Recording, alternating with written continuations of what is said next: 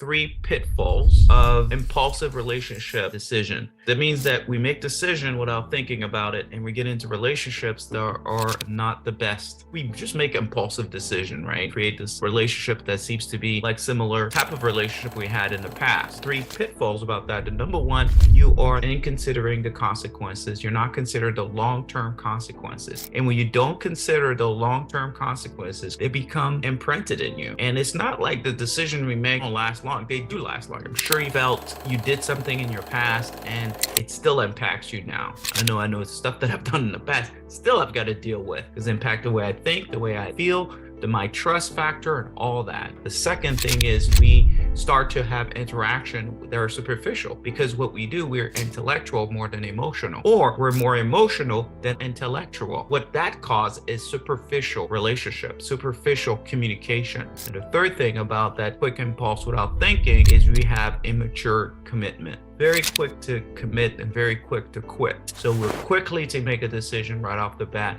but then I guess we're quick to just drop off and to quit. When that happens, we start to attract immature characters. We start to attract people that are not really committed. They just there for kind of the emotional ride. And once that emotional ride is done, they're gone. That's a pattern. They're attracting people that are not emotionally mature, that are not fully committed, and that quit really quickly. And that actually, I believe it comes from the fear of abandonment, fear of not having somebody to stay with you for the long run. What are some of the things that we could do instead of making decisions so quickly? And people have done that, and it has hurt a lot of relationships, even marriages. When people don't think, they just go with their emotions and they make decisions, whether it be in career or relationships. It's just an impulse, and usually it's based on fear. And we think it's based on pleasure, but it's really not. So three things that we could do. The first thing, you want to consider the consequences. Okay, consider the consequences. That means you have to consider your own value. Consider the relationship. Consider not just yourself, but consider how that action is going to impact the other person. How is your connection will impact somebody else? How is your neglect going to impact somebody else? Because it's not just about you reap what you sow. So how you treat somebody, you're going to be treated right back. You need to cultivate honest communication, not only with other people, but it starts with yourself. Honestly, instead of just superficially connecting with people, have this honest communication. Get to the vulnerable and get to the real. Because if you're not, then you're missing out the red flags. And when you're missing out the red flag, you're not communicating. You're shutting down, going like, it's not a big deal. Because you want this relationship to work. You're so invested in it that you don't care whether you see a red flag or not. You're just like, nah, it's okay. And you justify, rationalize the person's behavior. The last thing, number three, your commitment requires conviction. What does that mean?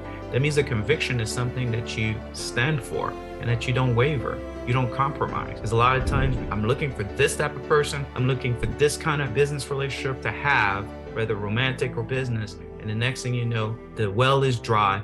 You don't have any prospect inside.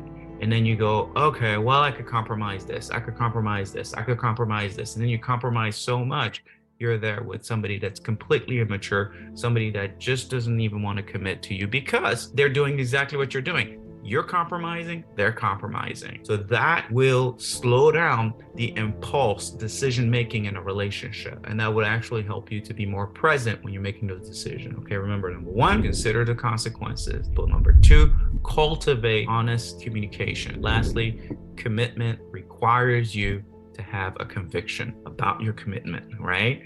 Commitment without conviction is no commitment. So you want to make sure that you're committed to what you say and what you're going to do, and don't compromise.